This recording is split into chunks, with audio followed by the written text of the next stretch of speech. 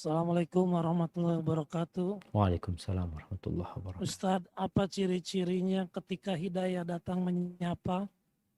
Dan setelah itu, apa yang harus kita lakukan ketika hidayah datang kepada kita? Dan jika kita terjerumus kembali dalam dosa, apa yang harus kita lakukan? Barakallahu fiik. Barakallahu fiik, subhanallah jemaah.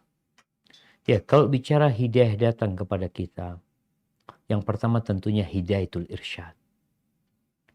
Ada yang ngajak kita, ada yang ngasih tahu kita, datang tuh hidayah. Di mana kita lagi duduk-duduk, dapat share video tentang ceramah. Kita baca, ya Allah, bagus banget. Datang nih hidayah sama kita. Tinggal tuh hidayah, engkau bukain pintu atau engkau tutupin pintu. Kayak tamu yang datang. Ada tamu ketuk pintu, terserah antum. Antum mau buka pintu. Oh Ustaz, kalau anak buka pintunya masuk, capek lah. Harus nyuguhin ini, itu, macam-macam. Nah, konsekuensinya seperti itu. Tapi kalau antum tutup, dia nggak masuk. Maka sikap seorang ketika dapat hidayah, tolong dibukain. Dijamu itu hidayah. Diterima itu hidayah. Dipikirkan, dicerna. Kemudian diamali. Jadi jangan sampai ketika hidayah datang cuma sekedar nunduk-nunduk aja kita. Dikasih tahu, oh iya, nah, syukran, jazakallah khair, barakallah fiik. Ya syukran, jazakumullah khairan, kemudian diamalkan.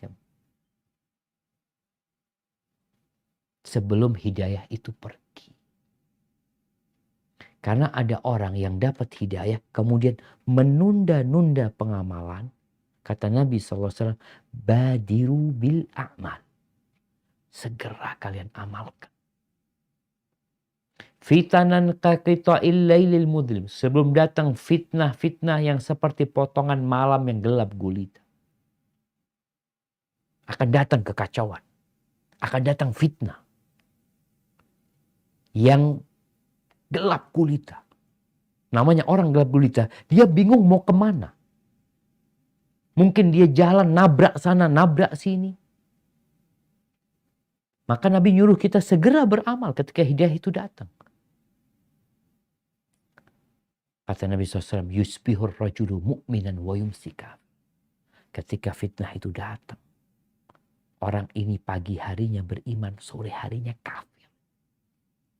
Perubahan begitu cepat. Sorenya, malamnya masih ikut kajian, paginya kafir. Kenapa itu terjadi? Yabi'u dinahu bi'aradin minad dunya. Dia menjual agamanya untuk mendapatkan sedikit kenikmatan dunia.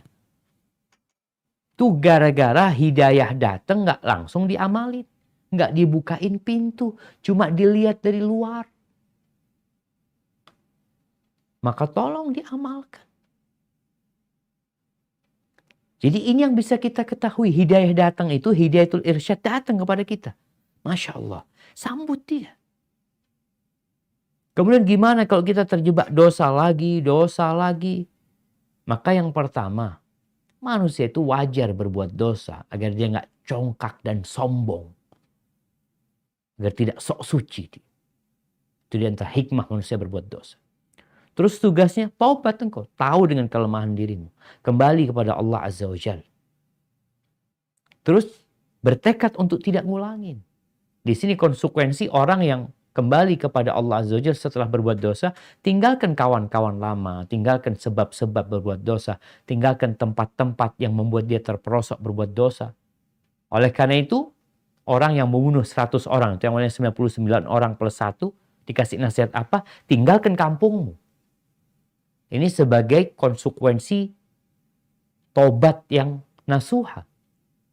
Soalnya kalau engkau mengatakan engkau bertobat, tapi engkau tetap di sana, balik lagi berbuat dosa nanti. Sehingga ketika hidayah itu datang, tolong dibukain pintu, diamalin, kemudian minta sama Allah supaya dikasih kemampuan untuk menjaganya. Soalnya kalau enggak berbuat dosa lagi, terus gimana Ustaz? Dia tobat lagi. Terus berbuat dosa lagi, tobat lagi. Sampai kapan? Sampai mati kita bertobat kepada Allah. Bukan sampai mati berbuat dosa ya. Sampai mati kita bertobat kepada Allah Azza wa Jalla. Hadza wallahu a'lam bissawab.